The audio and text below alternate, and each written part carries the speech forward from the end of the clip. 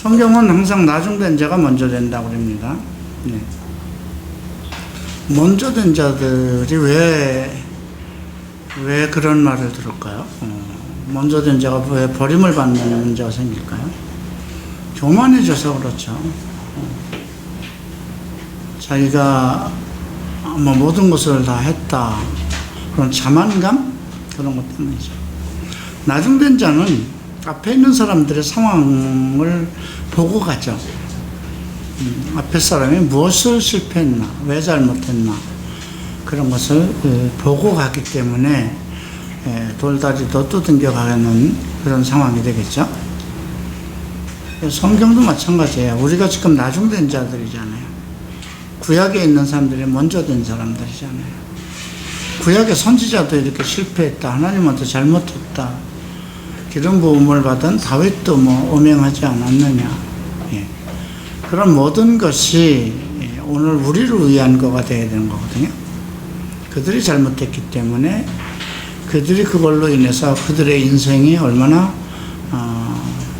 혼란스러운 문제가 생기고 그걸로 인한 하나님의 징계가 얼마나 컸는가, 이스라엘 국가가 어떻게 고통을 받아야 되는가, 이제 그런 것들을 우리가 생각해야죠. 복음의 시대에 와서는 개인적인 믿음이죠. 자기 개인적인 믿음이고 자기 교회와 일치가 되는 그런 믿음입니다. 한 사람의 헌신으로 그 교회가 정말 하나님 앞에 전체가 복될 수 있고요. 한 사람의 잘못으로 또 교회 전체가 재난을 같이 당해야 되는, 하나님은 개인에게도 묻지만 공동체에게도 책임을 묻습니다. 그래서 그러한 부분들을 좀 잘 살펴보고요. 자, 오늘 느헤미야입니다.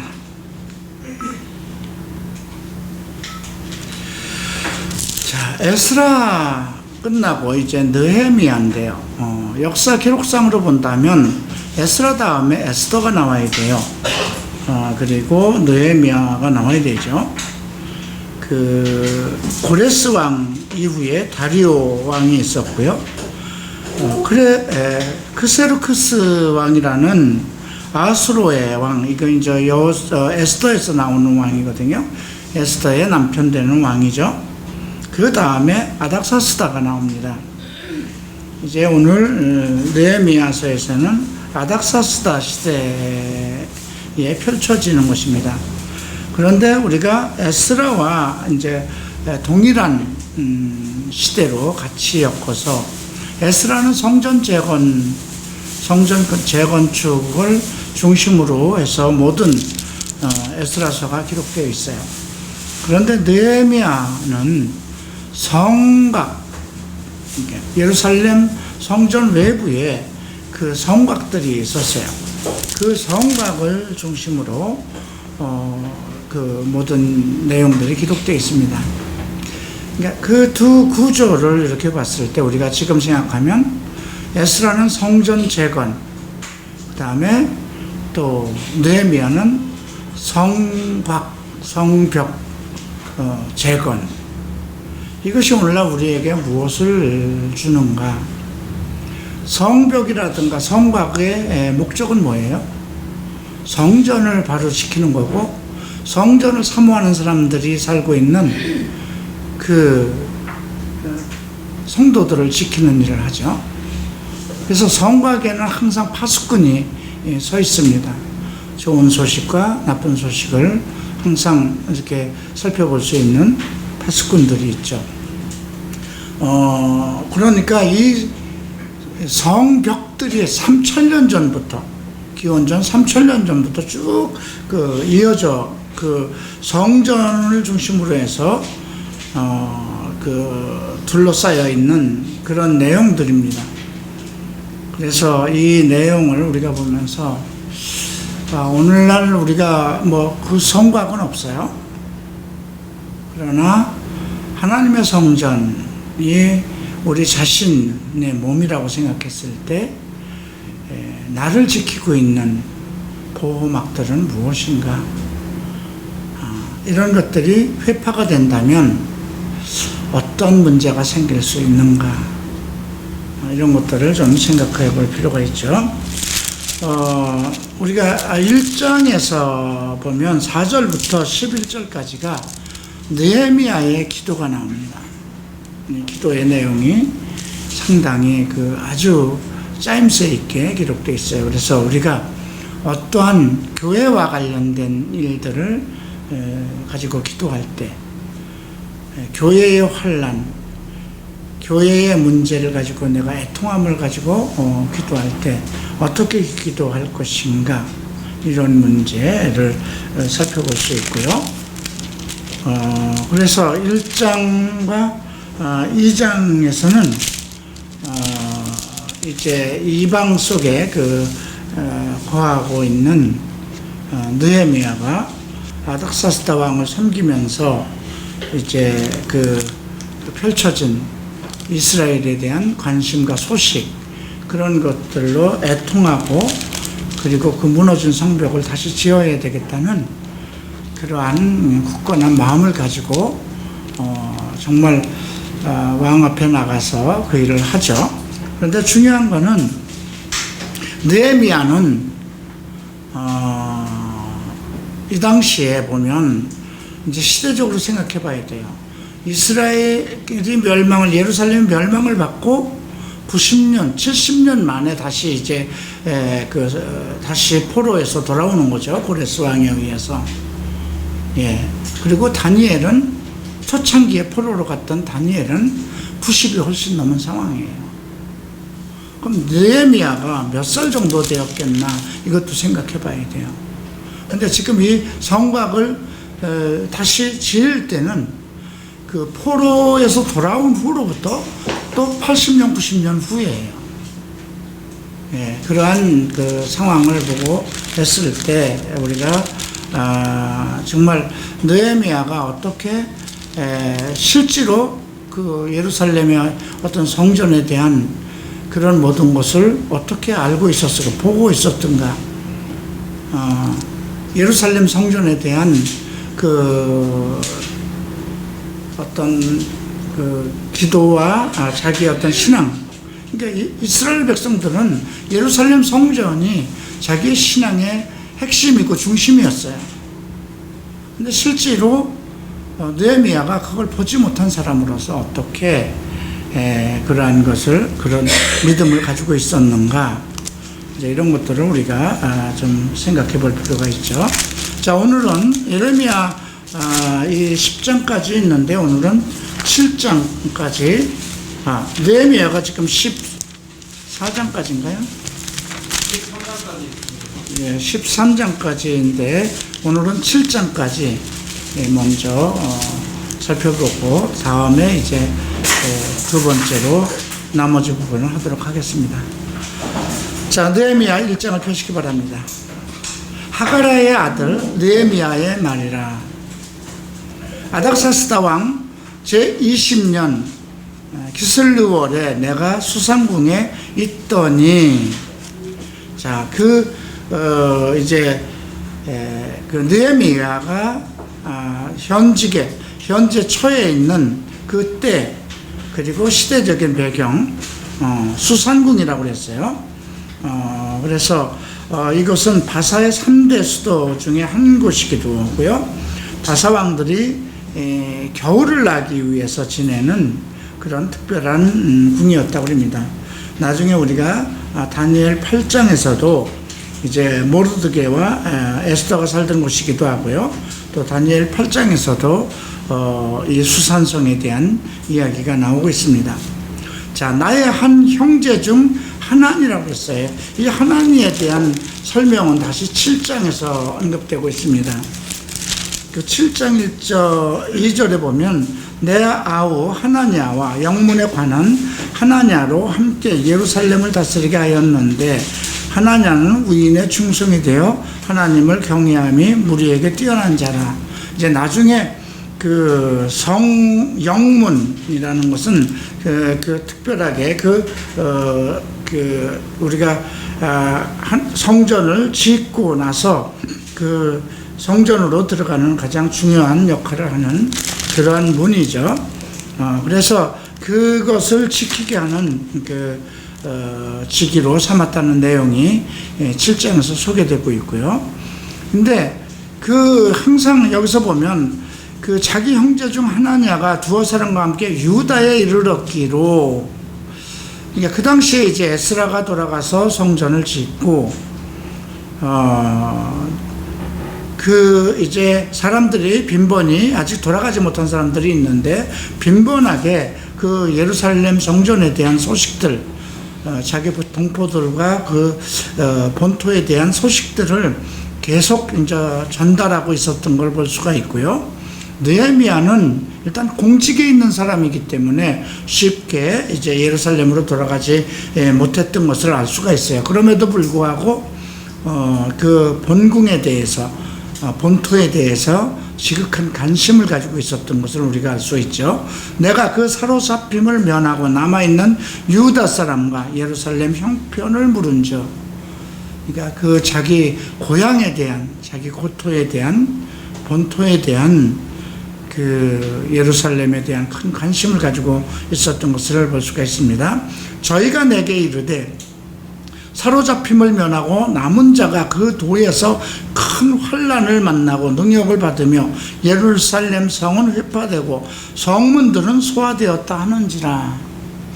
지금 성전과 성곽이 지금 별도로 이렇게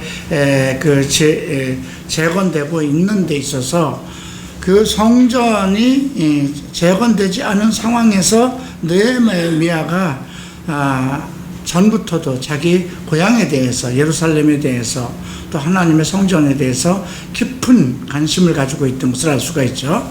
내가 이 말을 듣고 앉아서 울고 수일 동안 슬퍼하며 하늘의 하나님 앞에 금식하며 기도하며, 여기를 보면 일단 귀를 항상 열고 있었다는 겁니다.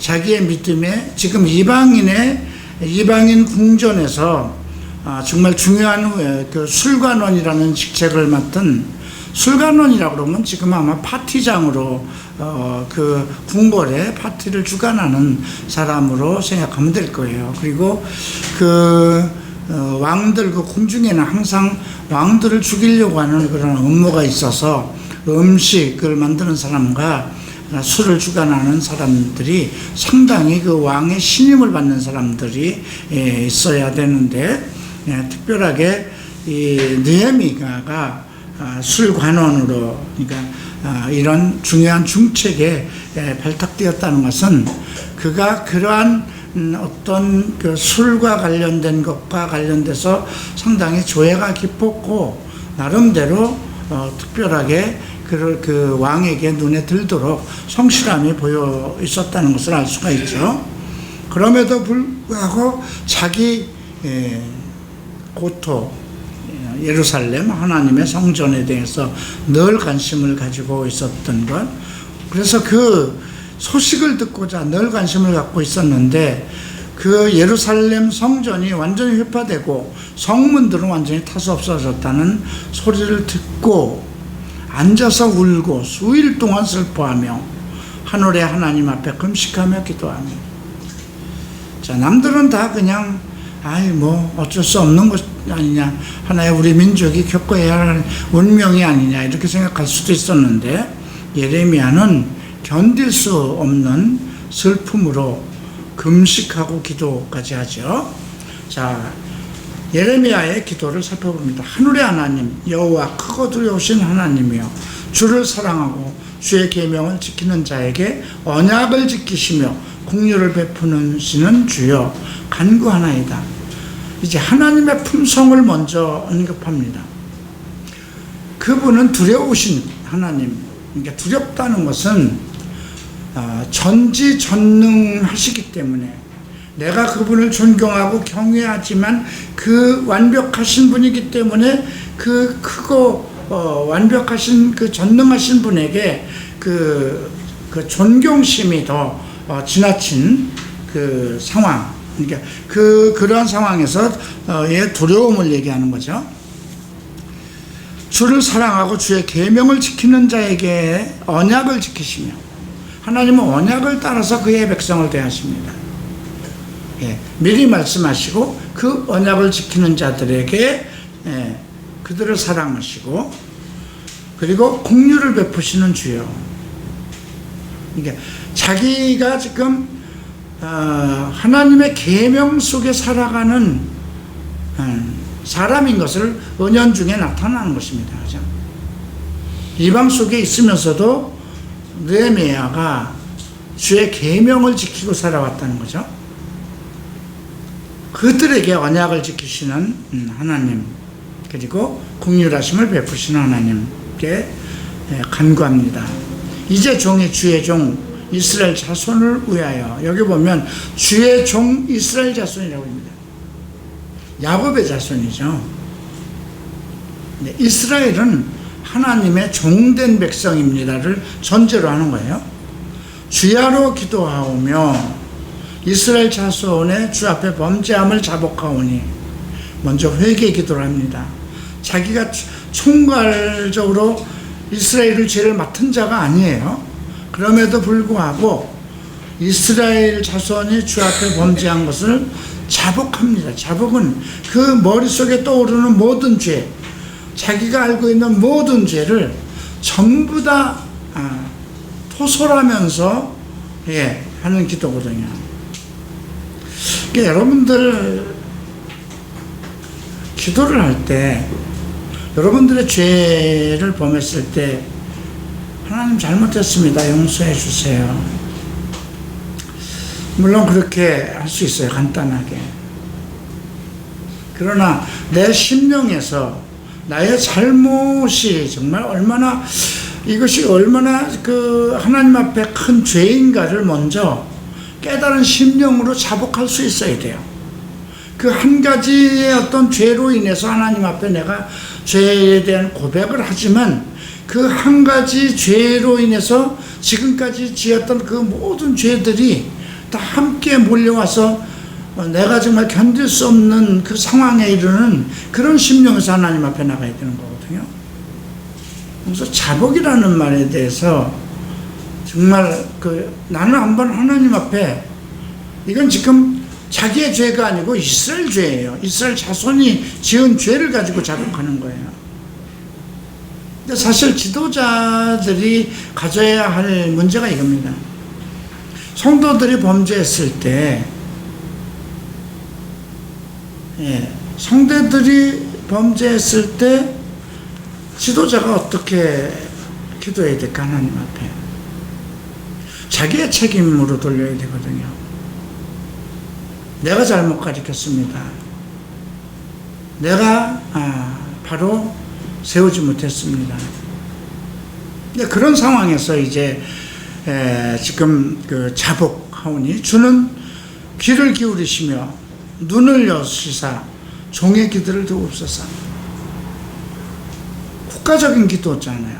느헤미야가 특별히 해야 될 의무는 없어요. 어떻게 보면 율법적으로 지금 그 술을 관한한다는 것은 조금 율법적으로 맞지 않아요, 그죠?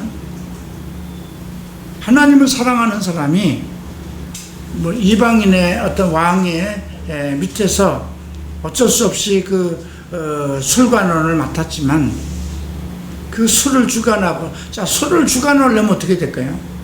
연일 만들어지는 술을 자기가 친히 맛봐야 되고, 만들어지는 과정을 조사해야 되고, 그런 상황이잖아요, 그죠?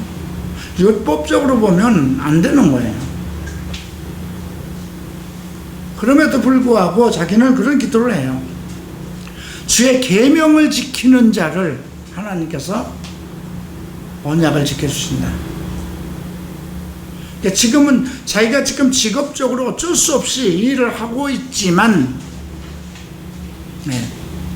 자기는 자기의 마음이 온전히 하나님 앞에 항상 계명을 지키고 있었던 걸 얘기하죠.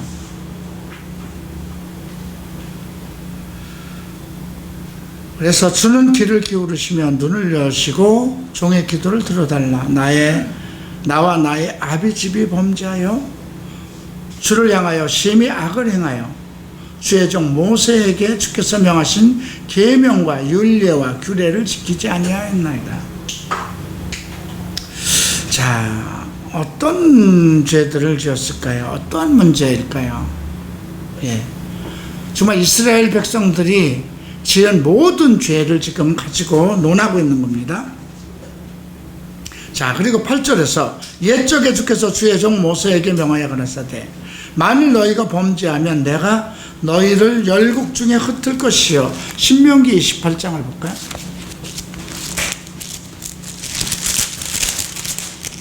신명기 28장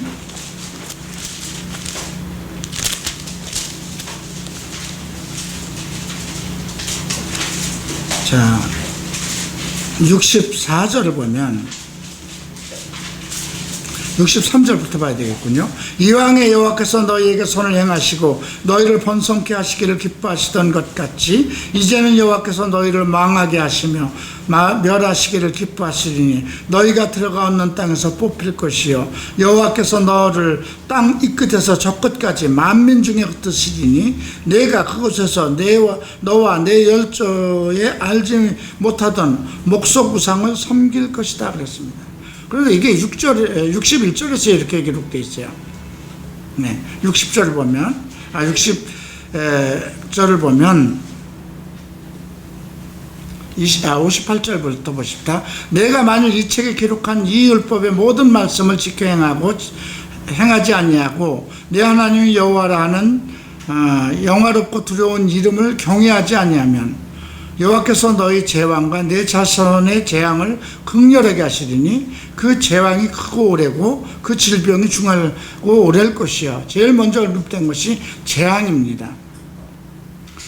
60절 보면 여호와께서 내가 두려워하던 애굽의 모든 질병을 내게로 가져다가 내 몸에 들어붙게 하실 것이요. 원래는 어떤 말씀이 있었어요? 너희가 여호와의 율법을 잘 지켜 명령을 어기지 아니하면 애굽에 내리던 모든 질병을 너희에게 내리지 않을 것이다. 나는 치료하는 하나님이다. 여호와 라파다. 이런 말씀을 출애굽기에서 이미 하셨어요. 이스라엘 백성을 이끌고 나오면서 하나님께서 말씀하신 건데 명령과 율례를 지키면 이 애굽에 내리던 질병을 너희에게 하나도 내리지 않을 것이다. 나는 치료하는 하나님이다. 이렇게 약속을 하셨던 것이에요.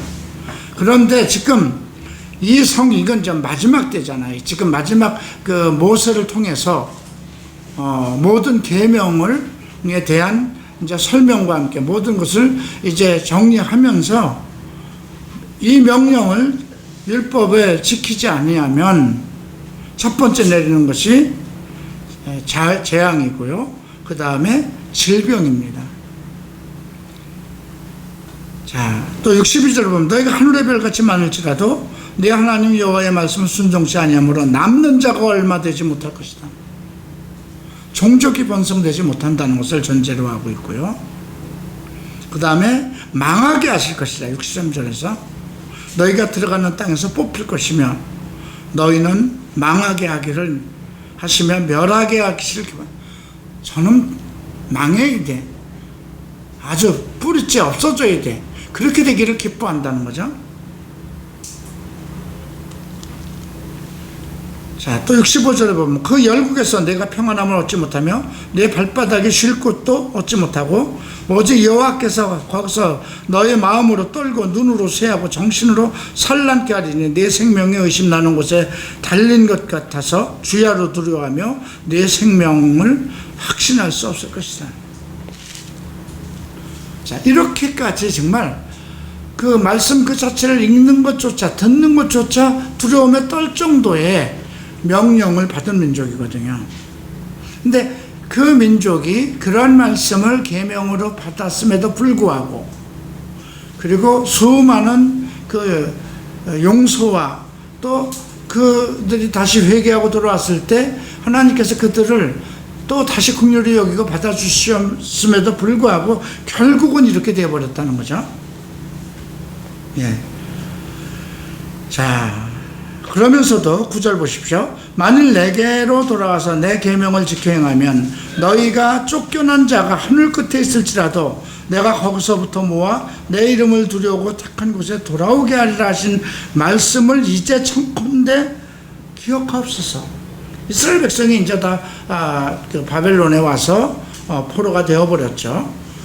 그리고 느부갓네살 왕에서부터 또 계속 다리오와 또 바사 그 왕들의 시대를 지나서 지금 아닥사스다 왕의 시대까지 지금 와 있는 상황이에요.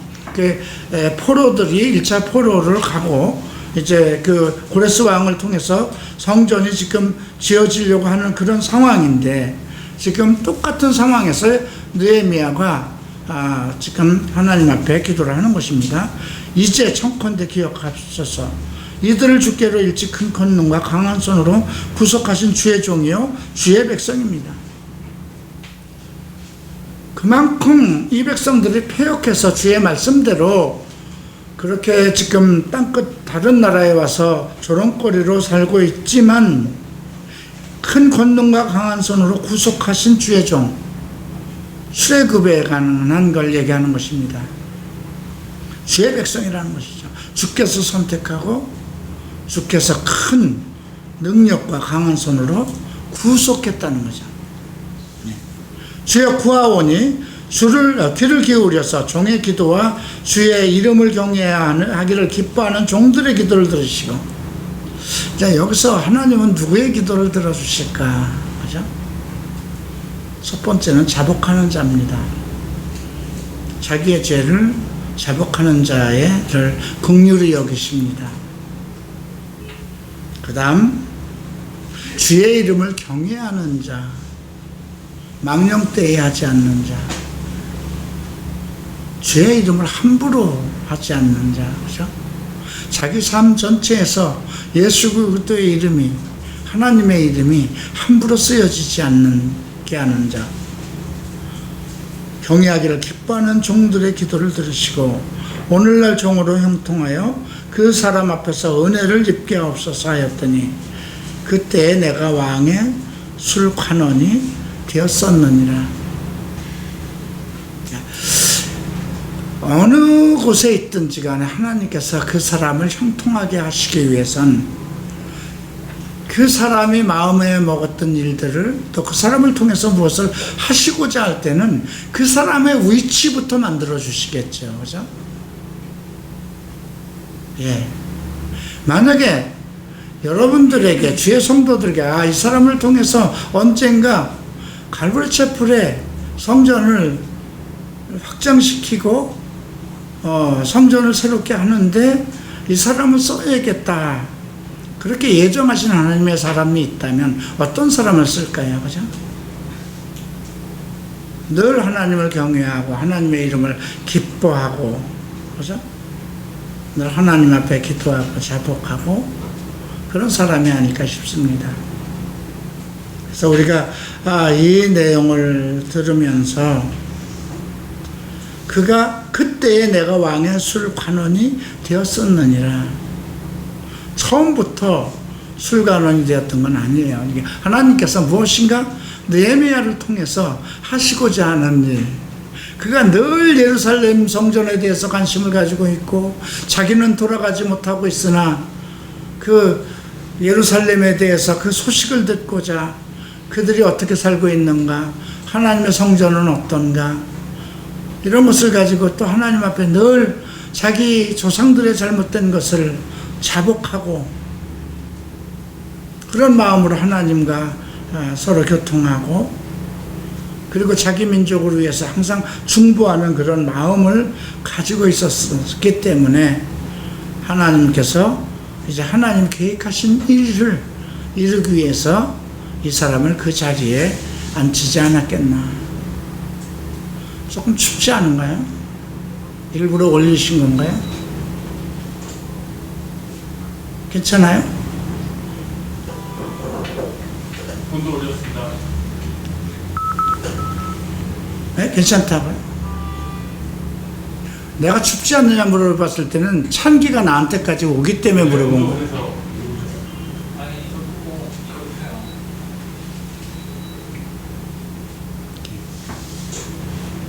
그러니까 내가 찬기를 느끼면 그 밑에 있는 사람은 더 심할 것 같지 않을까 싶어서. 대답을 해주세요. 밑에 분들은. 네? 지금 보세요. 그 앞에 앉은 사람이 어떻게 하고 있는가를 보면 춥다는 거 그거 아는 거 아닌가? 네, 죄송합니다.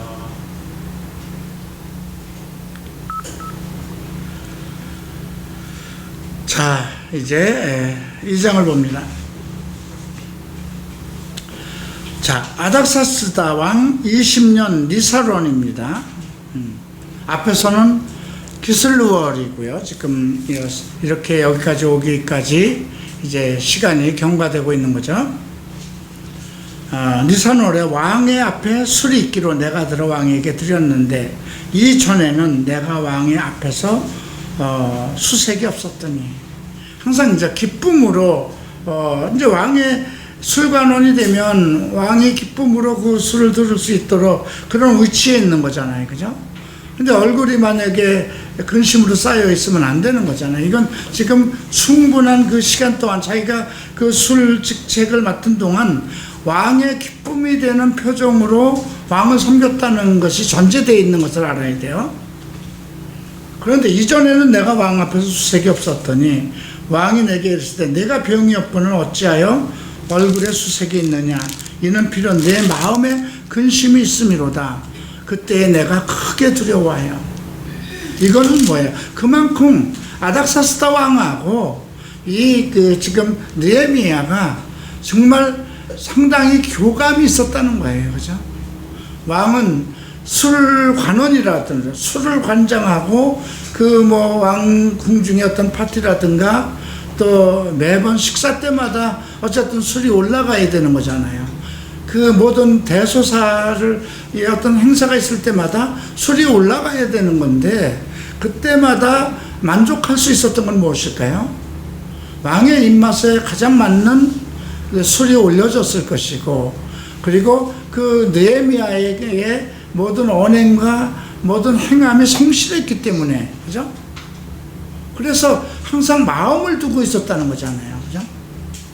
근데 어느 날 갑자기 얼굴이 근심으로 쌓여 있는 걸 보는 거예요. 그러니까 너 왜 그러냐? 지금까지 그런 일이 없었는데 내 마음에 근심이 있는 게 불명하구나. 내 마음에 있는 근심이 무엇이냐? 그만큼 왕과 충분한 교감을 가지고 있었고 자기 직책에 충실했다는 것을 우리가 알 수 있고요. 자, 왕께 대답하여 왕은 만세수하옵소서 오래 사십시오 하는 거죠. 나의 열조 묘실에 있는 성읍이 이제까지 황무하고 성문이 소화되었사오며 내가 되었사오니 내가 어찌 얼굴에 수색이 없사오리까. 지금 그 열조의 묘실이라고 합니다. 그러니까 이스라엘 백성들이죠. 왕이 내게 이르시되 그러면 내가 무엇을 원하느냐 하기로 내가 곧 하늘의 하나님께 묵도하였다고 합니다. 그 짧은 순간에도 기도할 수 있어요. 여러분들이 기도를 새벽에 정해놓고 내일 새벽 기도에 내가 이것을 해야지, 이런 기도를 해야지 하고 작정을 하고, 물론 그런 기도도 체계 있게 하는 것도 좋죠. 근데 어떤 상황이 도달했을 때 기도하는 것, 그죠? 지금 내가 무엇을 원하느냐, 지금 왕이 물어본 거잖아요. 그죠? 지금 왕 앞에 수심이 있는 얼굴을 가지고 왕이 그걸 알아챘다는 것만도 사실 불경거리예요. 근데 왕이 그를 사랑하고 충분히 서로 교감할 수 있는 그 믿었던 관계이기 때문에 너 왜 지금까지 그런 일이 없었는데 내 얼굴에 뭐 근심이 가득 차냐, 뭔 일이냐, 내 마음에 있는 거 근심 한번 털어내라, 무엇을 원하느냐, 이랬을 때 곧 하늘의 하나님께 묵도하였다는 거예요. 짧은 시간에. 우리가 입으로 기도를 하려면 말대로 해야 되는 거예요. 그죠? 근데 묵도는 한순간에 내 말로 10마디 할 걸 한꺼번에 할 수 있어요. 그죠? 내 마음에 있는 걸 한꺼번에 쏟아서 기도할 수 있는 게 묵도예요. 그래서 저는 소리 내어서 기도하는 것보다 묵도를 좋아해요.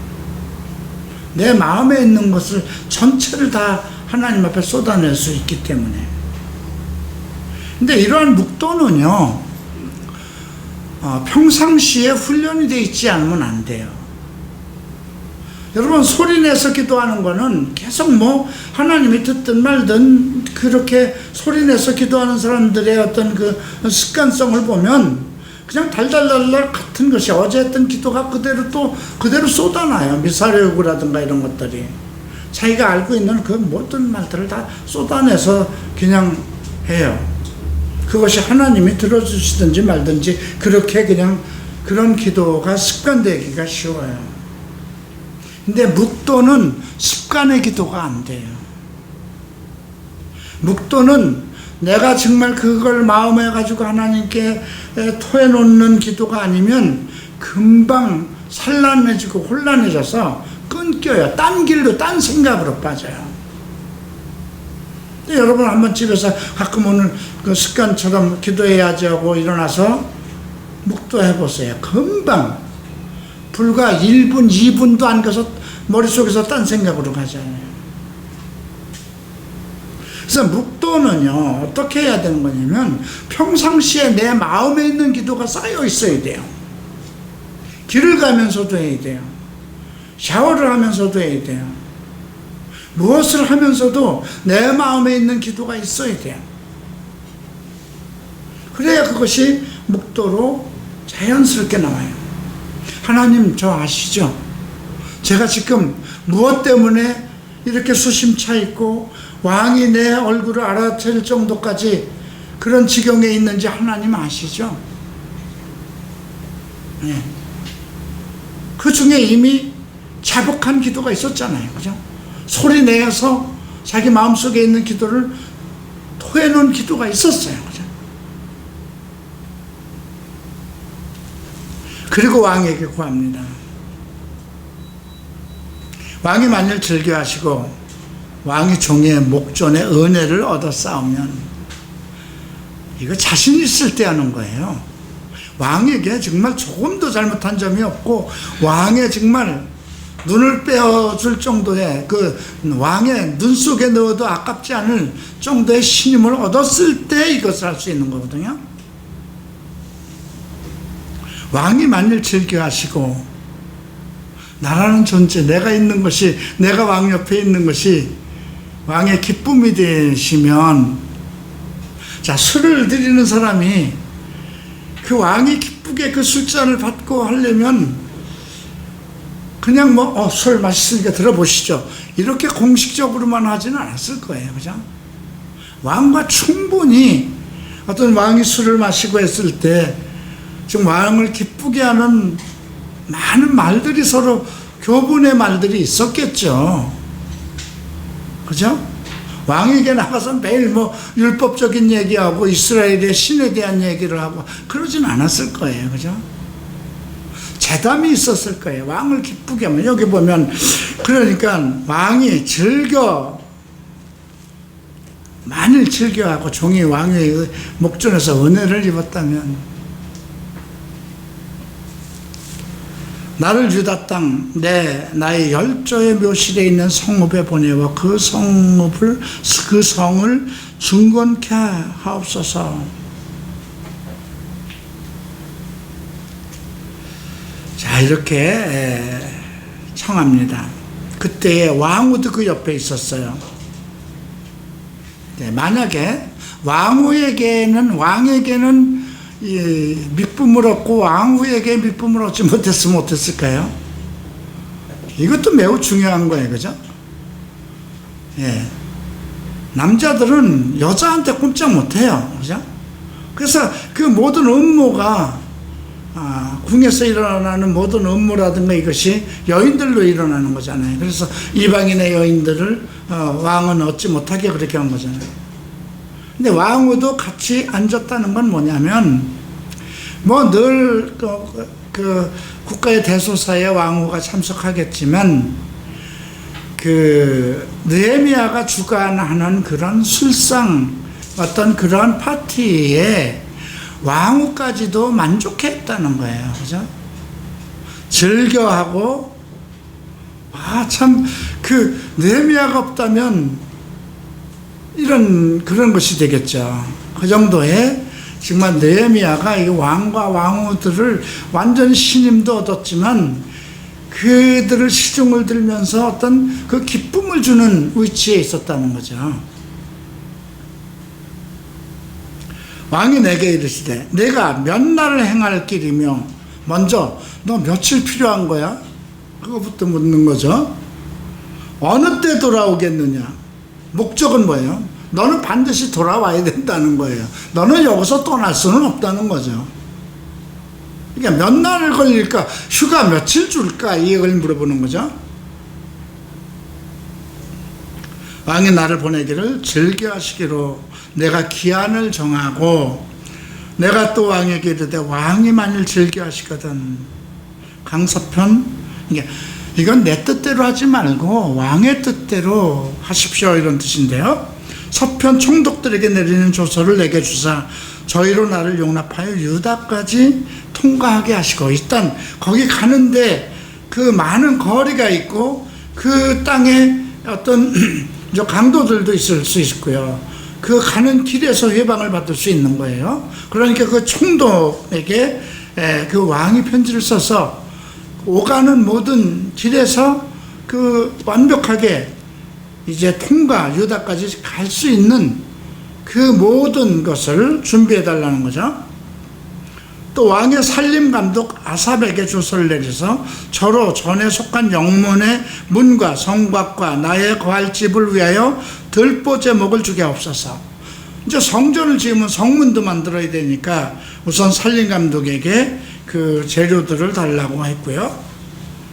내 하나님의 선한 손이 나를 도우심으로 왕이 허락하게 하고, 근데 이런 것들이 왕이 다 준비를 해서 주는 거지만 하나님이 그 마음을 움직였다는 겁니다. 그러니까 왕이 즐거워해서만 해야 될 문제가 아니라 이건 돈이 들어가는 거잖아요. 왕이 어떤 일을 하는데 정말 직서를 내리고 조서를 내린다는 것은 쉬운 일 아닌 거잖아요. 그죠? 예.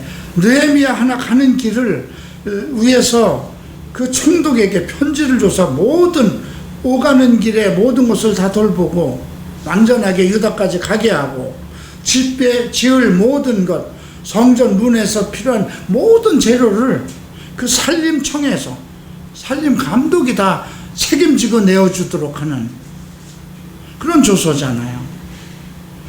그런데 내 하나님의 선한 손이 나를 도우심으로 왕이 허락하고, 그러니까 이런 지혜, 왕 앞에 왕의 즐거움이 되는 그런 그 술관원이 되기까지의 모든 지혜와 이런 것들이 하나님께서 온 것이라고 우리가 생각하면 되겠죠. 군대 장관과 마병을 보내어 나와 함께 하시기를 이로 내가 강서편에 있는 총독들에게 이르러 왕의 조서를 전하였더니, 자, 거기까지는 완벽하게 지금 이루어집니다. 모든 일이 순탄하게 이루어졌어요. 근데 이제 10절부터 문제가 생깁니다. 호론 사람은 이제 모압 사람이라고 생각하면 돼요.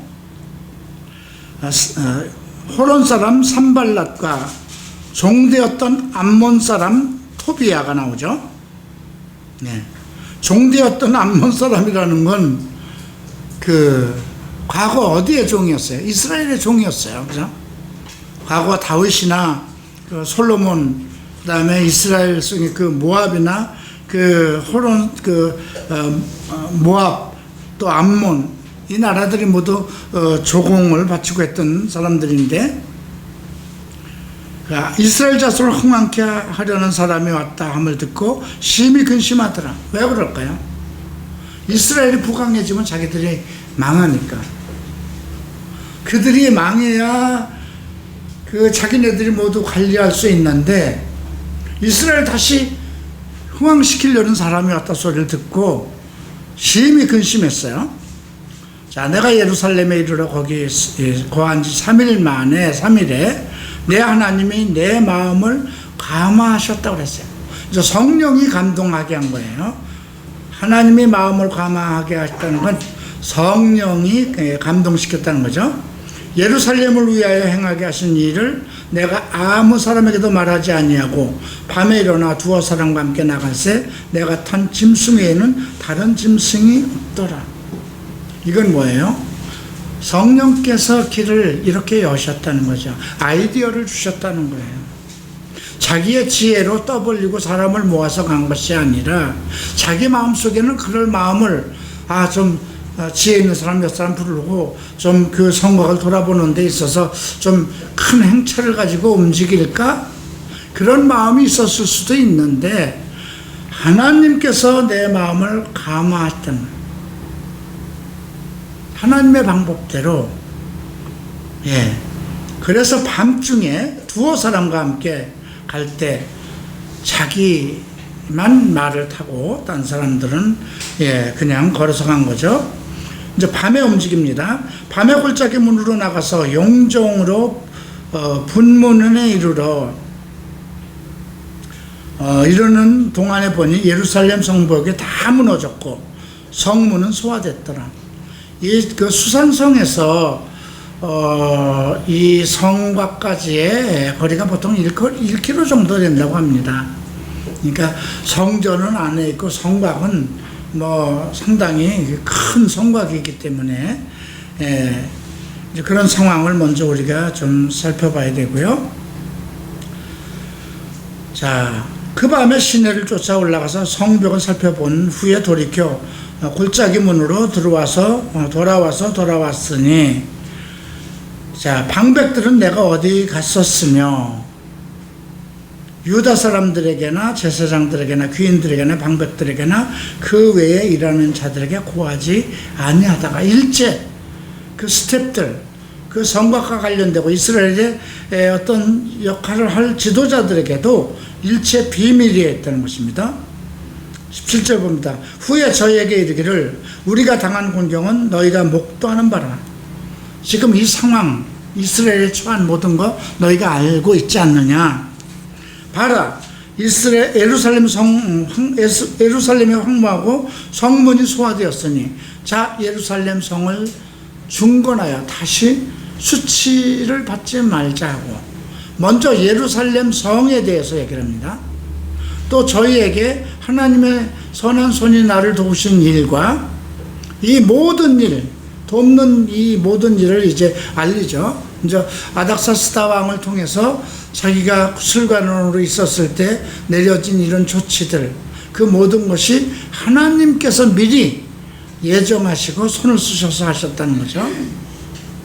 왕이 내게 이런 말을 고하였더니 저희의 말이 일어나 건축하자 하고 모두 힘을 내어 이 선한 일을 하려 할 때, 여기서 우리가 발견할 수 있는 건 뭘까요?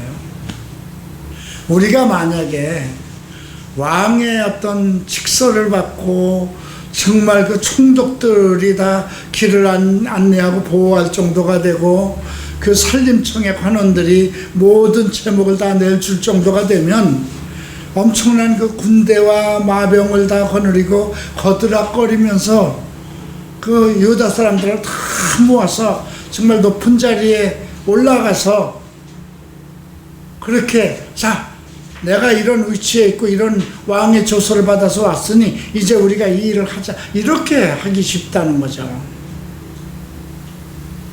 근데 그럴 마음이 있었을 수도 있어요. 왜? 성령이 감화시켰다는 것은 자기의 생각과 다른 방향으로 하나님께서 내 마음을 다시 감동시켰다는 거죠. 성령께서.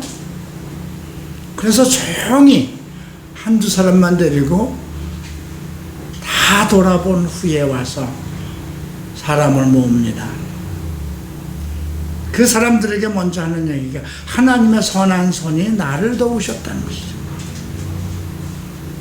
그리고 그 결과 내가 왕에 의해서 여기까지 왔으니, 자, 우리가 예루살렘 성을 건축하자. 이랬을 때 그들이 모두 예, 감동받고 다 일어났다는 거죠. 19절 봅니다. 호론 사람 산발랏과 종이 되었던 암몬 사람 토비아와 아라비아 사람 게셈이 이 말을 듣고 우리를 업신여기고 비웃어가로되 너희 하는 일이 무엇이냐 왕을 배수받고자 하느냐 하기로. 제일 먼저 반대자들이 하는 것은 무엇일까요? 상대를 업신여기는 것입니다. 우리가 지금 우리나라에도 이제 양대 정당이 있잖아요, 그죠? 서로가 그들이 내놓은 그 제안에 대해서 낮추고 아주 얕보고 비하하고 그러죠. 너희가 왕을 배반코자 하느냐 하기로 내가 대답하여 그러되 하늘의 하나님이 우리로 형통케 하시리니. 근데 이 지금 산발랏이나 토비아나 게셈에게는 그 왕들의 지배권 속에 있는 거잖아요.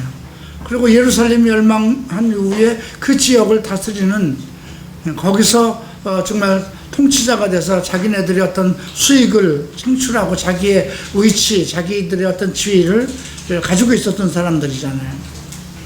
그래서 그 사람들의 그 지배권은 왕이에요. 그래서 내가 지금 이 시대에 왕을 거스르려고 하느냐, 배반하려고 하느냐, 이렇게 이제 조롱하는 거죠. 근데 느헤미야는 하늘의 하나님을 얘기합니다. 어떤 상황에도 자기에게 직접 그러한 그 왕으로부터 어떤 모든 준비를 다 해줬다 하더라도 그것을 관장하고 그렇게 하게 하신 것은 하나님이라는 거죠. 근데 우리가 어떤 일을 할 때 똑같은 마음을 가지고 있어야 돼요. 교회를 이끌 때 어떤 행사가 교회에서 뭐 교회를 치리하고 교회를 확장하고 모든 일을 할 때 정말 이렇게 형통하게 이렇게 모든 것이 이루어지는 그 상황을 볼 때 하나님께서 도우시는구나. 가끔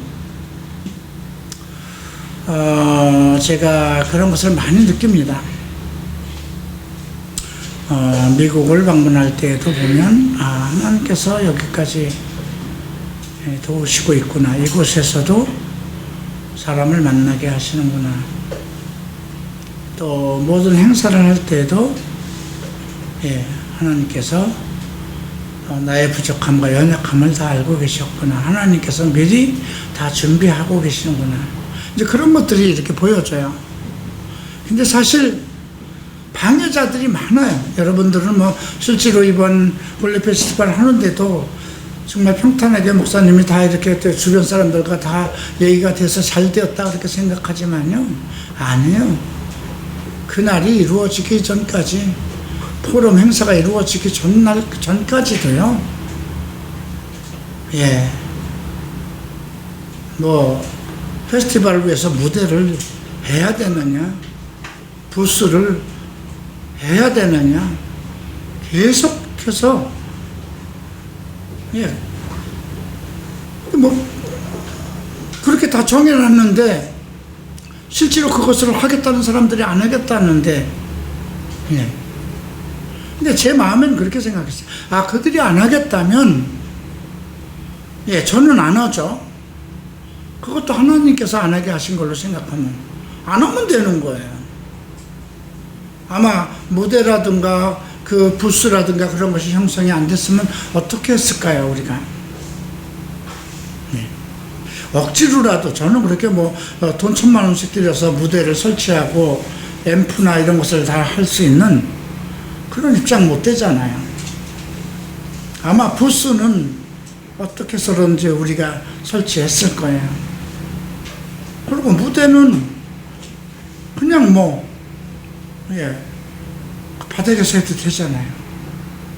악기는 우리 교회 거 가져가도 되잖아요.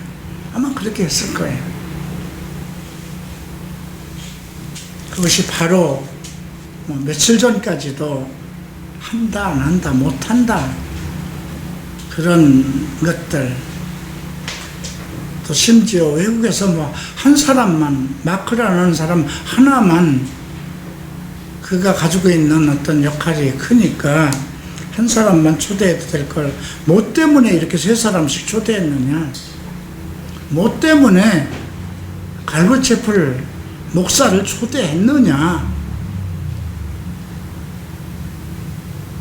그런 말까지 나와요. 네. 근데 그런 것들이 나왔을 때, 뭐 좋습니다. 갈보체플 목사를 초청한 거는 우리가 부담하겠습니다. 네. 그런 것들이 내부적으로 항상 이제 문제가 있었죠. 20절을 보면 하늘의 하나님이 우리를 형통케 하시리니 그의 종 우리가 일어나 건축하려니와, 그의 종이라고 얘기를 합니다. 오직 너희는 예루살렘에 아무 기업도 없고 권리도 없고 명목도 없다. 너희가 누구냐 이거예요. 너희는 과거에 우리 큰 왕들이 있었을 때는 종로로 타던 그런 족속 아니냐? 너희가 예루살렘에서 무슨 기업도 없고 권리도 없고 명분도 없는데, 우리는 하나님의 종이기 때문에 하나님의 도성 예루살렘을 우리 손으로 할 것이다. 이렇게 담대히 얘기를 하죠. 자, 3장을 봅니다. 예, 3장은 에스라 2장에 나오는 내용이 그대로 번복된 부분이 많이 있습니다. 그래서 앞부분만 설명하고 가겠습니다. 때에 대제사장 엘리야십이 그 형제 대제사장들과 함께 일어나 양문을 건축하여 성별하고 문짝을 달고 또 성벽을 건축하여 함메아 망대에서부터 하나넬 망대까지 성별하였고, 성별하였다는 건 거룩하게 구별하였다는 건데, 여기 보면 하나넬 망대가 나오고 양문이 나오죠. 예루살렘 성 그 북동쪽 베데스다 연문 근처에 있는 곳입니다. 예, 양문이라는 것은 그 다음은 여리고, 그 다음에 어문이 나오고요. 4절에 보면 그 다음은 학코스의 손자가 하고요. 계속해서 이어집니다. 5절 드고아 사람이고요. 옛문은 바세의 아들들이 하고요. 7절을 보면 다음은 기브온 사람들이 하고요. 9절에 보면 예루살렘 지방 절반을 다스리는 자 누가 하고, 이렇게 그 각 성전을 중심으로 해서 외곽으로 싹 쌓여 있는 것을 양문으로 시작해서 전체가 이스라엘 백성들 사람들 중에 이 모든 것을 다 맡아서 진행하는 그 내용들이 기록되어 있고요. 16절을 봅니다. 자, 15절은 샘문이 나옵니다. 예, 이것은 그 실로암 근처에 있는 왕의 못이라고 합니다. 그런데 여기에 보면 문짝을 달고 자물쇠와 빗장을 갖추고 왕의 동산 근처 셀라 목가에 성벽을 중세하니 다윗성에서 내려오는 층계까지 이르렀다. 그 왕들이 먹는 그 샘문이었기 때문에 그만큼 관리를 잘했다는 것이고요. 16절에 보면 느헤미야가 중수하여 다윗의 묘실과 마주한 곳에 이르고, 그죠? 네. 여기 나오는 그 느헤미야는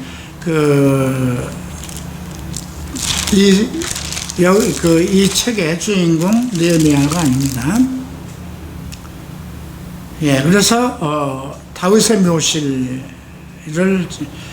다시 그 성곽을 다루는 문제. 그 다음 19절에 보면 미스바를 다스리는 자가 언급되어 있고요.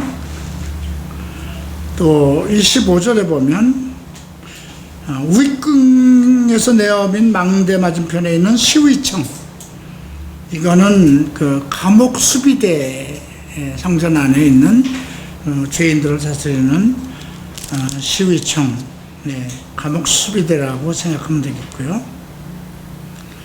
또 26절에 보면 이렇게 또 주석으로 가로를 했는데요. 느디님 사람은 오벨에 거하여 동문수문과 마주대한 곳에서 내어민 망대까지, 특별히 리비든 사람은 이렇게 또 참여한 것을 볼 수가 있습니다. 자, 이렇게 해서 전반적으로 3장에는 각 성곽을 예루살렘 성곽을 중수하는 것에 많은 사람들이, 모든 지파에 각 필요한 사람들이 참여했다는 것을 기록되어 있습니다. 4장으로 넘어가죠. 그런 상황에서 산발렛이 우리가 성을 건축한 다음을 듣고 크게 분노하여 유다 사람을 비웃습니다. 너희 주제에 뭘 한다는 거냐? 너희가 정말 70여 년 동안 포로 생활을 했고 다 망한 주제에 무엇을 하냐? 이렇게 하는 거죠. 자기 형제들과, 그러니까 모압 사람들이죠. 그 다음에 사마리아 군대 앞에서 말하기를, 미약한 유다 사람들이 하는 일이 무엇인가? 스스로 견고케 하려는가? 제사를 드리려는가? 하루에 피력하려는가? 소화된 돌을 흙무더기에 다시 일으키려는가? 암몬 사람 토비아는 곁에 섰다가 가로되, 저들이 건축하는 성벽은 여우가 올라가도 곧 무너뜨릴 것이다. 너희가 뭘 하겠느냐? 그때 이거는 뭐냐면, 그들의 상황을 보니까 그렇게 완벽하게 재물이나 뭐나 완벽하게 가지고 있었던 것도 아니에요. 그죠? 아니, 그 70년을 황폐한 상황에서 있고 다 무너져 있는 상황에 있는데, 그 돌아온 사람들이 얼마나 그 능력이 있다고 그 성을 짓겠어요. 그러니까 이제 여우가 올라가도 무너지겠다, 이렇게 비아냥거리죠. 그때 이제 또 다시 기도합니다. 느헤미야는요, 어떤 일을 당할 때마다 모든 것을 하나님께 기도를 통해서 해결합니다. 4절 보죠. 하나님, 우리 하나님이여 들으옵소서. 우리가 업신여김을 당하나이다. 원컨대 저희의 욕하는 것으로 자기의 머리에 돌아가사 노략거리가 되어 이방에 사로잡히게 하시고, 자기들이 잘못해서 하나님한테 징계를 받고 벌을 받는 건 당연한 거예요. 그러나 다른 민족에게 업신여김을 받지 않게 해달라는 거죠. 왜? 주의 백성이기 때문에. 주의 앞에서 그 악을 덮어두지 마소서. 그 죄를 도말하지 마옵소서. 저희가 건축하는 자 앞에서 주의 노를 격동하였습니다. 하나님의 형통케 하심을 따라서 성전을 짓고 있는데 저희가 이 일을 조롱한다는 거죠. 결국 이것은 우리가 하나님이 조롱을 받는 거나 마찬가지이기 때문에 저희의 악을 덮지 말아달라고 기도합니다. 이에 우리가 성을 건축하여 전부가 연락되고 고가 절반에 미쳤으니 이는 백성의 마음들여 역사였다. 이스라엘 백성들의 한 마음이 돼서 이제 성전을 반 정도를 다 짓기 시작했습니다. 산발락과 도비아와 아라비아 사람들과 암몬 사람들과 아스돗 사람들이 점점 이방 사람들을 모읍니다. 예루살렘 성이 중수되어 그 퇴락한 곳에 수보되어 간다 함을 듣고 심히 분하여, 그죠? 남의 나라가 잘 되는 것을 보지 못하는 거죠. 다 함께 꾀하기를 예루살렘으로 가서 쳐서 요란하게 하자고. 우리가 우리 하나님께 그러자 또 기도합니다.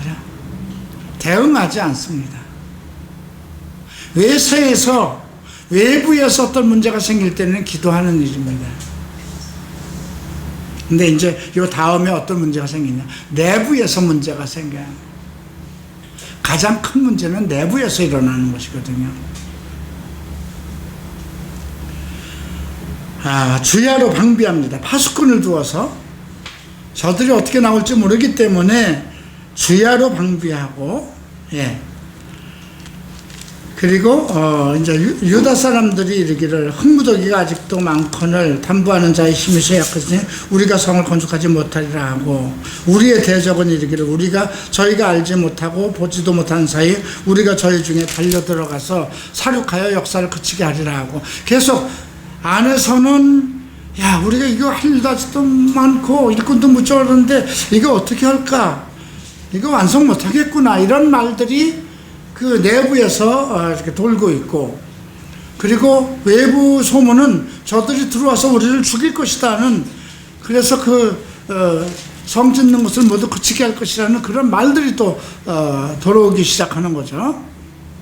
그런 말들이 계속 10번이나 우리에게 고한다고 그랬어요. 루머를 만들어내는 거죠. 그래서 내가 성 뒤 낮고 높은 넓은 곳의 백성으로 그 종족을 따라 칼과 창과 활을 가지고 소개하고, 자, 적군들을 막는 것은 이제 그 사람들이 해야 되는 거죠. 그리고 내가 돌아본 즉 귀인들과 민장과 남은 백성에게 구하기를, 너희는 저희를 두려워 말고 지극히 크시고 두려우신 주를 기억하고 너희 형제와 자녀와 아내와 집을 위하여 싸우라. 내부에서 갈등이 일어나고 심약해지면 망하는 거거든요. 그러니까 저들은 걱정하지 말라.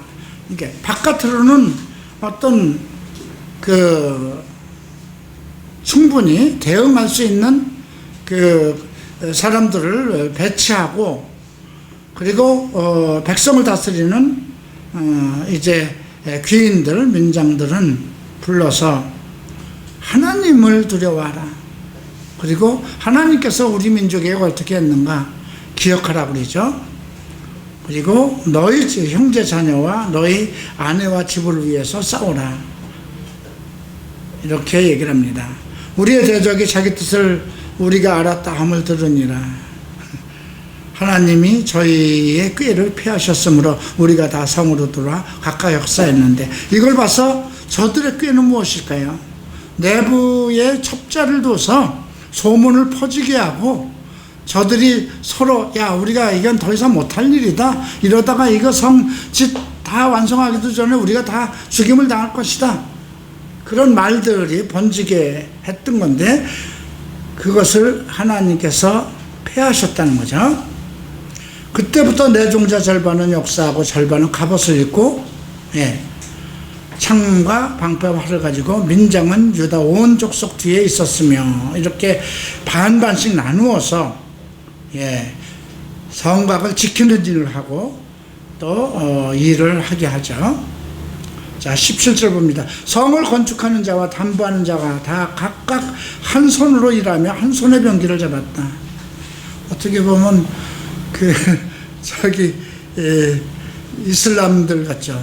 한 손에 칼 들고 한 손으로 일을 하는 건, 건축하는 자는 각각 칼을 차고 건축하며 나팔 부는 자는 곁에 쓰고, 언제 어떤 상황이 올지 모르니까 건축하는 자들이 한 손에 창을 들고 한 손에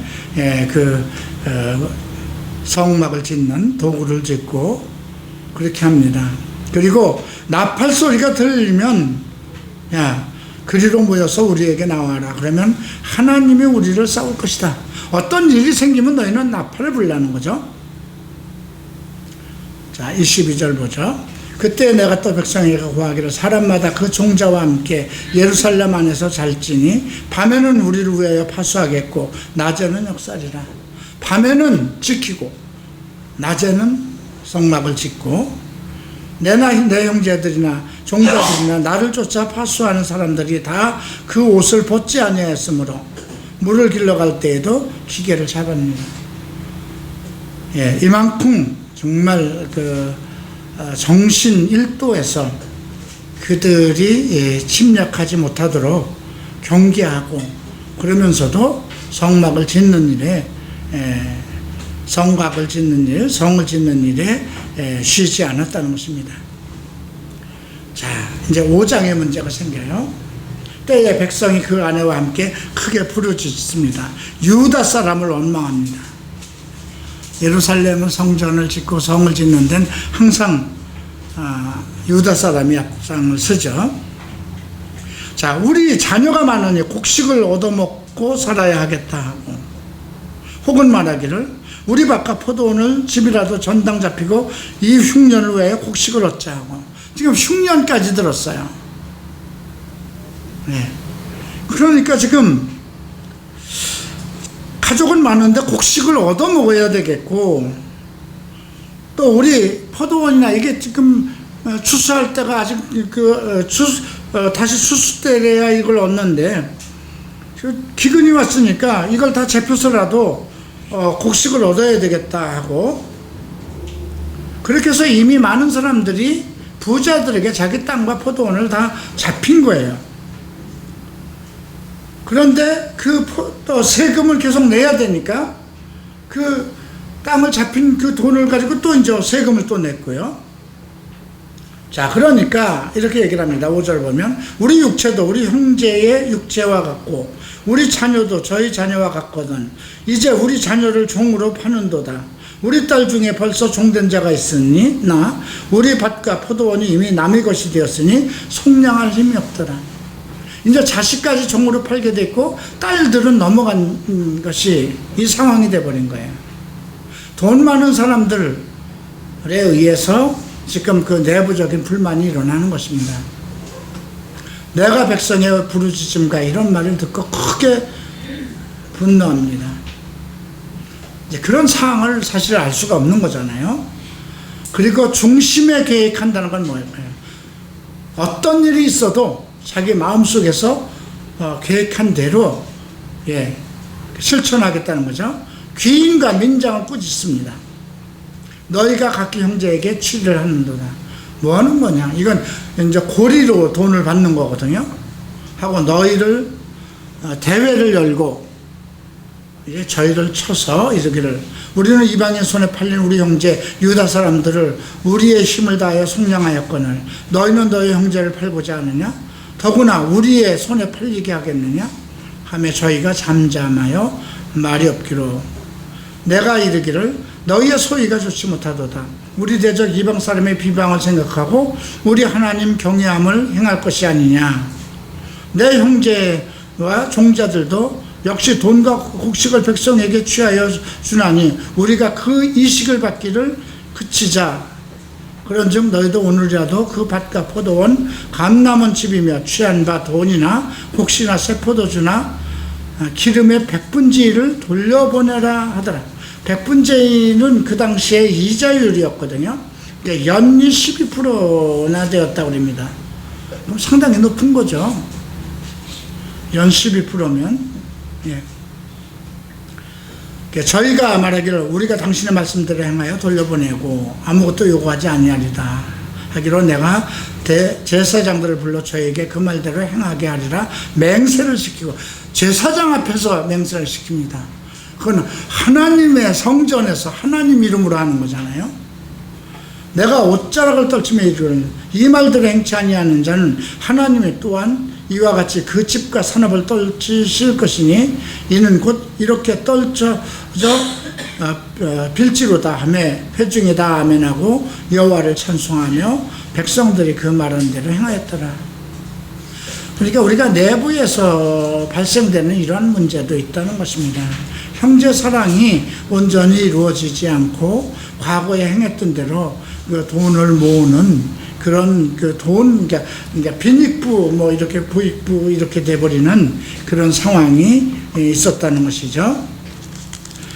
내가 유다 총독으로 세움을 받은 때 곧 아닥사스다 왕 20년부터 32년까지 12년 동안 나와 내 형제가 총독의 녹을 먹지 아니하였다.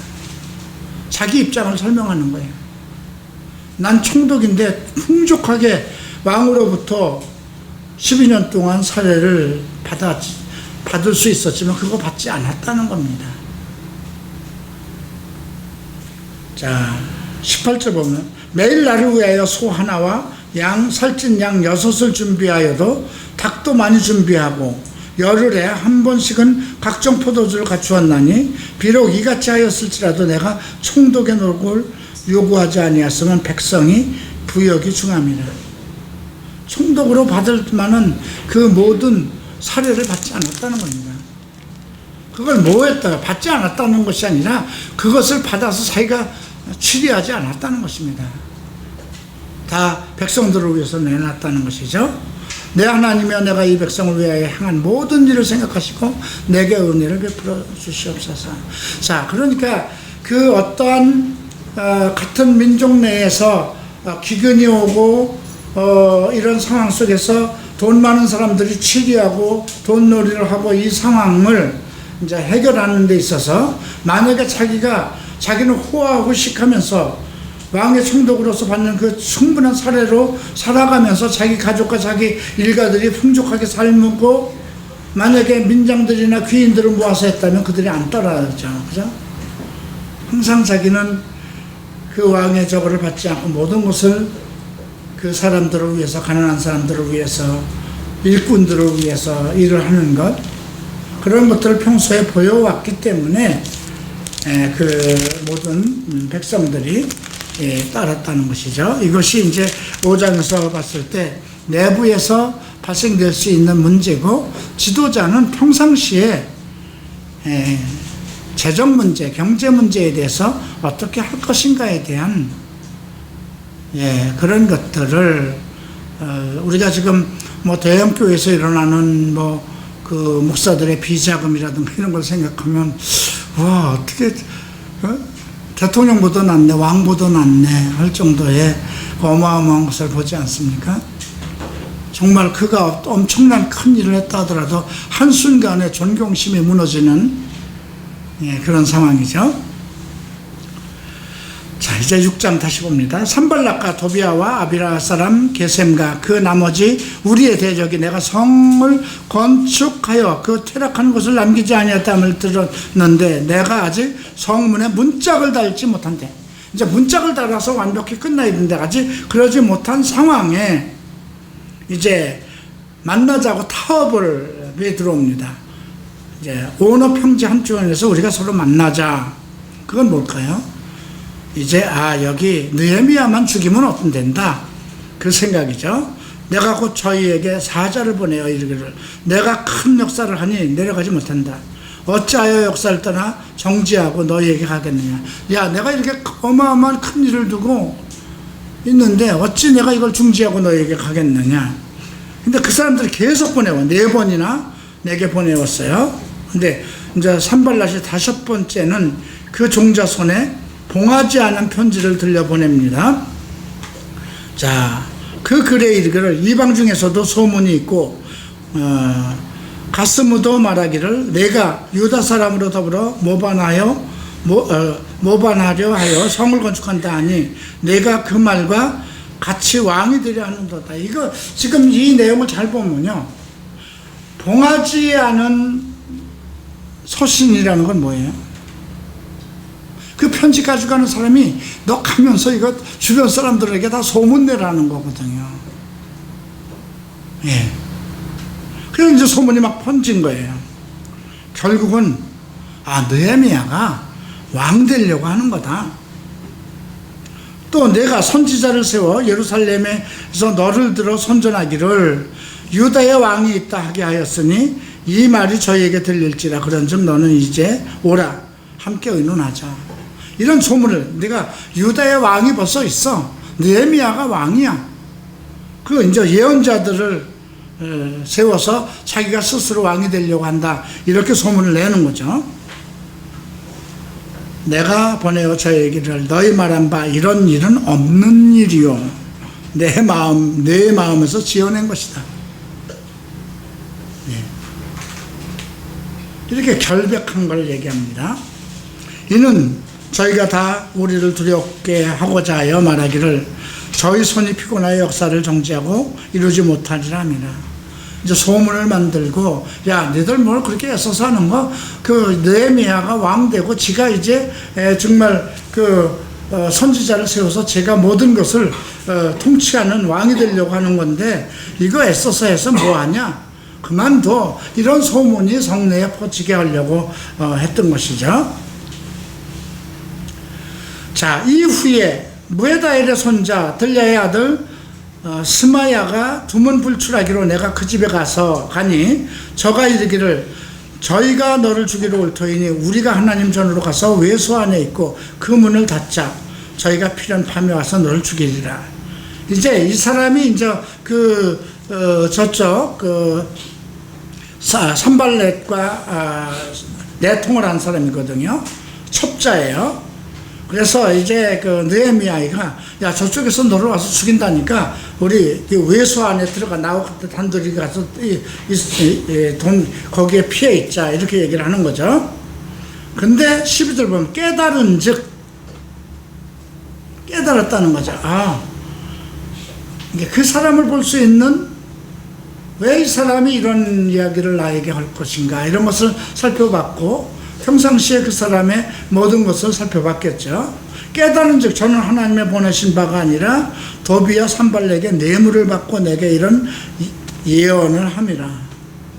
그러니까 저들이 이제 예언자까지 사서 이제 돈으로 매수하는 그런 일들이 발생된 것을 알 수 있죠. 저희가 뇌물을 준 까닭은 나를 두렵게 하고 이렇게 함으로써 범죄하게 하고 악한 말을 지어 나를 비방하려 함이라. 그래서 느헤미야의 어떤 비방이 온 성에 가득 차게 하기 위한 그런 그 일들, 이게 뭐 지금 정치적으로 마찬가지죠. 그런 일들이 많이 일어나죠. 자, 그 후에 이제 성이 완전히 지어져서 성역사가 50일 만에 에루를 25일에 끝났습니다. 52일 만에 끝났다는 거 대단한 거 아니에요?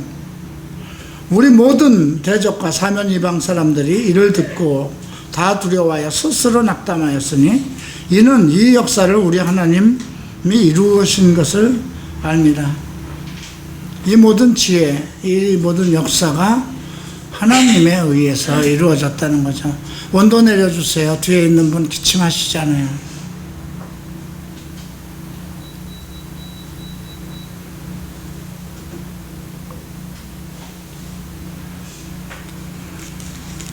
자, 16절 봅니다. 우리 모든 대적과 사면 이방 사람들이 이를 듣고 다 두려워하여 스스로 낙담하였으니 이는 이 역사를 우리 하나님이 이루실 것을 알았다. 그 주변 사람들이 전부 결국은 이거 아무리 해도 우리가 중단시키지 못하겠구나.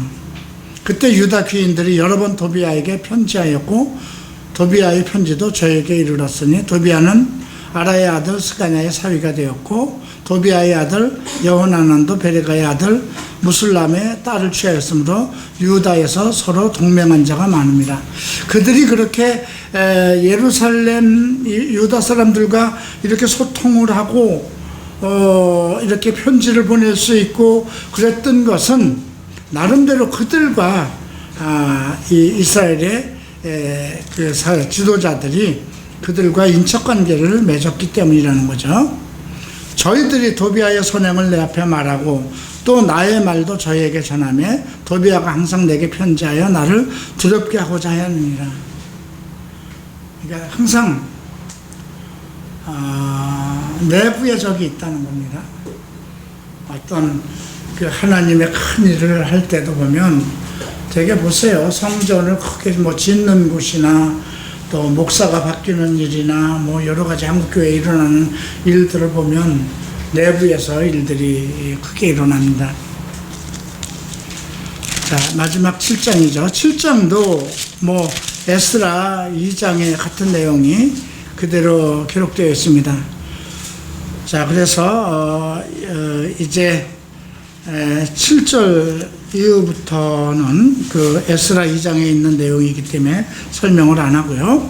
자, 앞부분만 봅시다. 성이 건축되며 문짝을 달고 문지기와 노래하는 자들과 르웨 사람들을 세운 후에 내 아우 하나니와 영문에 관한 하나냐를 함께 예루살렘으로 다스리게 하였는데 하나냐는 의인이 충성되어 하나님을 경외하여 무리에서 뛰어난 자라. 그러니까 사람을 그 다스리는 통치를 세우는데 무리에서, 그러니까 첫 번째는 의인이 충성되어 그만큼 하나님 앞에 확고하고 성실한 것이 드러났고요. 하나님을 경외하며 무리에서 무리들 사람들 중에서 특별하게 특출났다는 것을 전제로 했죠. 내가 저희에게 이르되 해가 높이 뜨기 전에는 예루살렘 성문을 열지 말고 아직 파수할 때에 곧 문을 닫고 빗장을 지르며 또 예루살렘 거민으로 각각 반차를 따라 파수하되 자기 집 맞은편을 지키게 하라 하였느니 그 성은 광대하고 거민을 희소하여 가옥을 오히려 건축지 하지 못하였더라. 이때 내 하나님이 내 마음을 감동하사 귀인들과 민장과 백성을 모아 그 보게대로 계수하게 하신 거로 내가 처음에 돌아온 자의 보게를 얻었는데 거기 기록한 것을 보면, 자, 어떤 사람들부터 있는가 보십시다. 옛적 바벨론 왕 느부갓네살에게 사로잡혀 갔던 자 중에서 노임을 받고 예루살렘과 유다로 돌아와 각기 본성에 이른 자, 곧 수룹바벨이 먼저입니다. 총독이죠. 예수아, 느헤미야, 아사라, 그죠?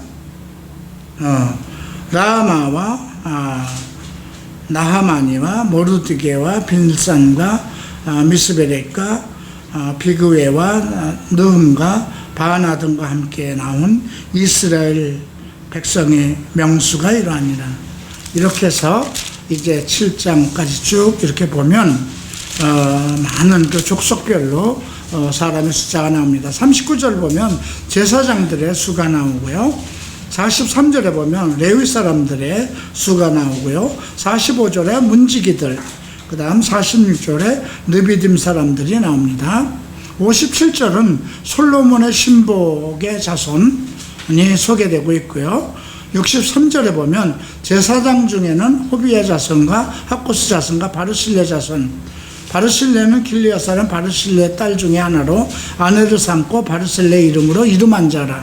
그런데 보니까 그 복에 이 바르실레 속에서 보니까 자기 이름을 찾아도 알지 못하는 거로 부정하게 여겨 제사장의 직분을, 아니면 우림과 툼빈을 가진 그러한 이름이 명백히 그 자손의 수를 따라서 나와 있어야 되는데, 원래 바르실레의 딸 중에서는 아내를 삼고 그 바르실레 이름으로 제사장 반열에 들어왔지만 그 명단에 아무리 찾아봐도 이 사람이 나오지 않는 거예요. 그래서 그를 그렇게 이제 명령을 합니다. 우림 같은 빔을 가진 제사장이 일어나기 전에는 너희들은 자격이 없다. 지성물을 먹지 못하게 합니다. 온 회중의 합계가 42,360명이고 그 외에 이제 노비가 7,337명, 노래하는 자가 245명, 이렇게 쭉 족장들과 모든 지파의 숫자가 언급되어 있습니다. 73절 보죠. 이와 같이 제사장들과 레위 사람과 문지기들과 노래하는 자들과 백성 몇 명과 느비든 사람과 온 이스라엘이 다 본성에 거하였느니라. 자, 이렇게 해서 에스라에서는 성전을 건축하는 그 내용을 중심으로 스룹바벨과 여호수아와 에스라 학자가 이루어진 내용이 기록되어 있고요. 느헤미야는 성전을 중심으로 그 성문, 성곽, 그 다음에 왕의 성전들, 그 허물어진 것을 다시 완벽하게 개축하는, 그래서 예루살렘 토성을 완성하는 그 내용들이 기록되어 있습니다. 전체적으로 많은 것이 있었지만 우리가 이 느헤미야에서 지금 배우는 것은 어떤 일이 교회와 관련돼서 어떤 일이 발생될 때마다 그 지도자가 무엇을 어떻게 해야 되느냐, 또 외부에서의 어떤 회방과 내부에서 어떤 문제가 있을 때 그런 문제들을 어떻게 해결하느냐에 대한 것입니다. 결국은 하나님과의 관계입니다. 그리고 모든 일에서 하나님께 구하고 기도로 하고, 그래서 하나님으로부터 감동을 받아서 감화를 받아서 일을 했다는 것은 그런 마음을 일할 수 있는, 어떤 일을 처리할 수 있는 지혜를 순간순간 주셨다는 거죠. 깨달았다. 어떤 일이 발견되는데 그 순간에 깨닫게 하는 것. 갑자기 감당치 못할 일이 터졌는데 그 순간에 하나님께 기도를 했는데 그 상황을 깨닫게 하는 것. 이런 것들이 지도자에겐 필요하지 않을까 싶어요. 여러분들에게 내가 이렇게 얘기하는 거는 여러분들이 많이 실수할 수 있어요. 아직 젊으니까. 부모와의 관계에서도, 목사와의 관계에서도, 또 사회에서도, 교회 생활 속에서도 실수할 수 있어요. 젊은 나이는 실수할 수 있어요. 네. 실수할 수 있는 나이라는 건 돌아갈 기회가 있다는 거예요. 근데 지도자는요, 지도자 입장에 섰을 땐 또 달라요. 지도자는 마지막에 실패를 하면 안 돼요. 제가 터득한 거예요. 다 이렇게 이것도 잘못하고 저것도 잘못할 수 있어요. 그 상황에 따라서. 근데 어떤 일을 결정할 때 실패를 하면 안 돼요. 중대한 일을 결정을 할 때 그 일이 되어져 가는 과정에서 이렇게 하면 안 되는데 이렇게 하면 안 되는데 실수할 수도 있어요. 그런데 결론을 내릴 때 실수를 하면 그 문제가 커져요. 가끔 이렇게 일을 지나고 보면 이것도 잘못한 거구나.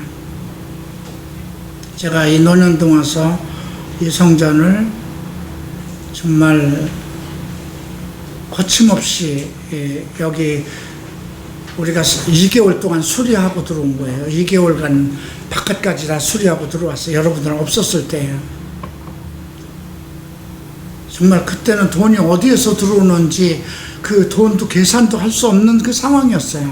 그냥 오늘 수리하는 돈이 있으면 나는 중국에 가서 또 히라노 목사님을 모시고 또 계속 있으면서 카톡으로 어떤 공사를 지시하고 이 본당을 할 때요. 돈이 없어서 그 어떤 인테리어 업자한테도 맡기지 못하고 목수 불러서 이렇게 해주세요 하고 그림 도면으로 그려주고, 그리고 전부 다 카톡으로. 또 중국에 어디 가면 이 카톡이 또 안 돼요. 어느 지역은. 그런데 가장 문제는 재정적인 거죠. 우리가 교회가 가지고 있는 돈은 빤하고 들어올 수 있는 돈이 없는 그 상황에서, 그런데 이제 들어와서 거기에 필요한 돈들이 이렇게 들어오고 재정이 맞춰지고, 급할 때는 은행 론도 쓰죠. 여러분 론을 쓴다면 최소한도 15% 이상이에요, 연. 네. 우선 이게 이루어져야 되니까 할 수 없이 론을 써요. 근데 지금 생각하면 내가 왜 그렇게 무모하게 돈을 투자했나? 이 카페만도 그래요. 만약에 이 바깥에 좀 저렇게 방부목을 안 하고 간판도 저렇게 안 한다 그러면 여기에 올 사람이 안 왔을까? 그런 생각을 좀 해봐요.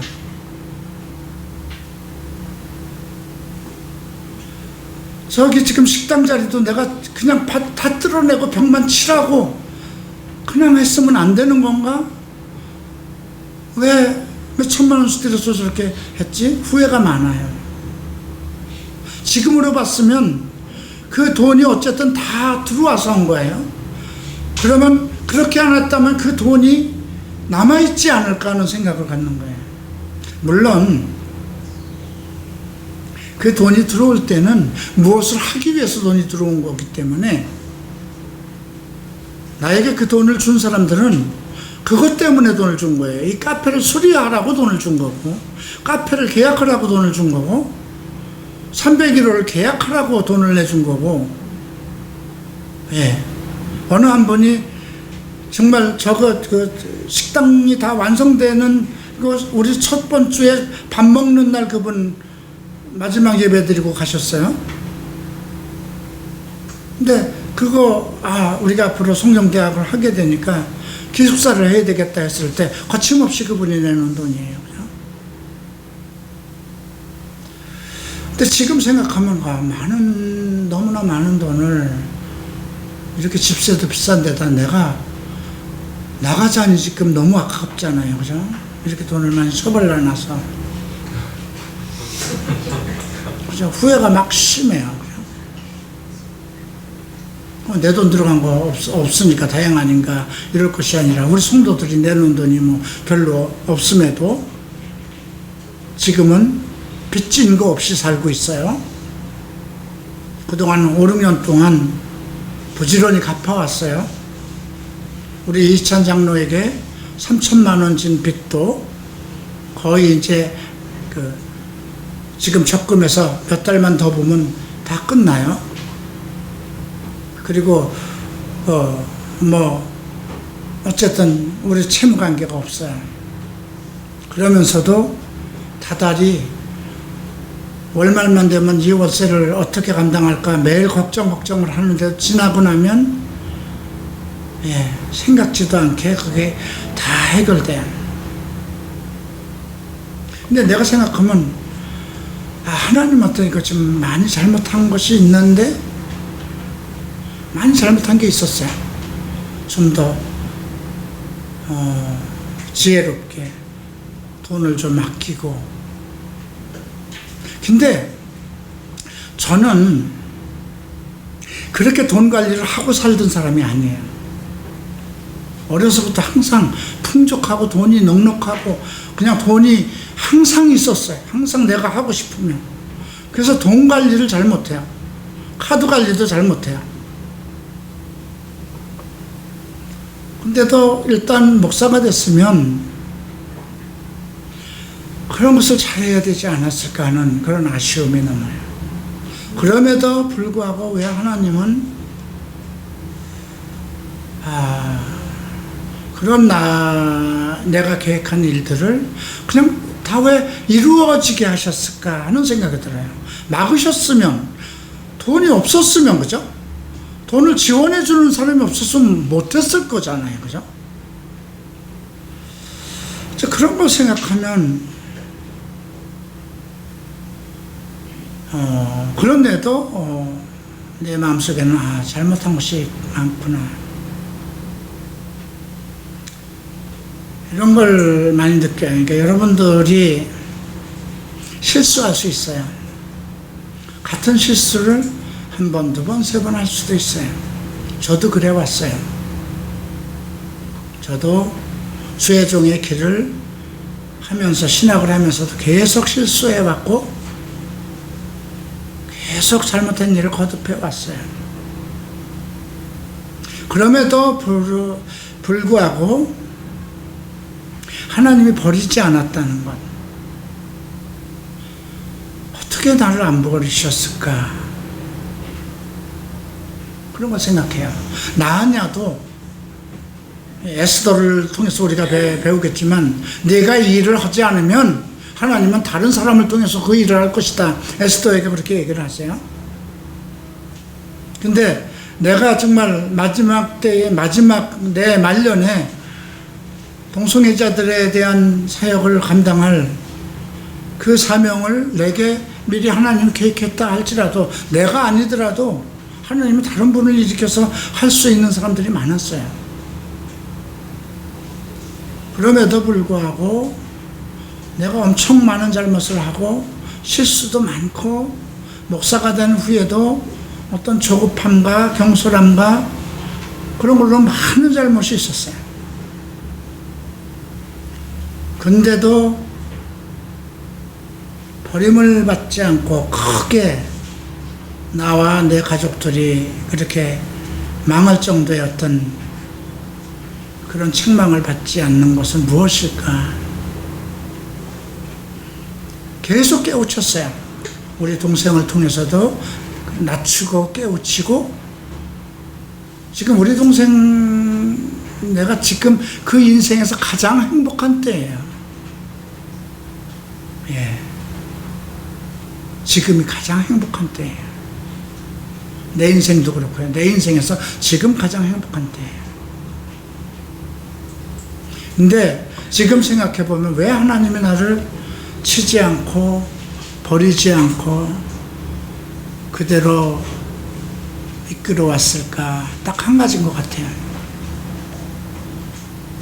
내 마음에서 나는 하나님이라는 존재가 나의 호흡이었어요.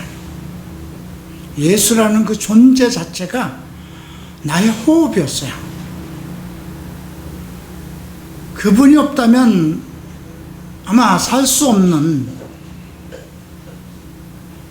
또 한 가지는 항상 자복했어요. 나의 잘못을 아는 순간. 처절하게 정말 나의 모든 잘못이 생각이 나요.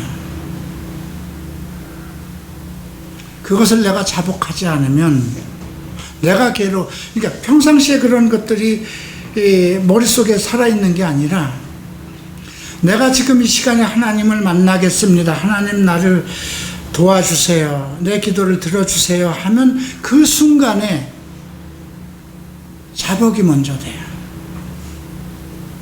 내가 얼마나 악하고 더럽고 죄가 많은 사람인 것을 자복하게 돼요.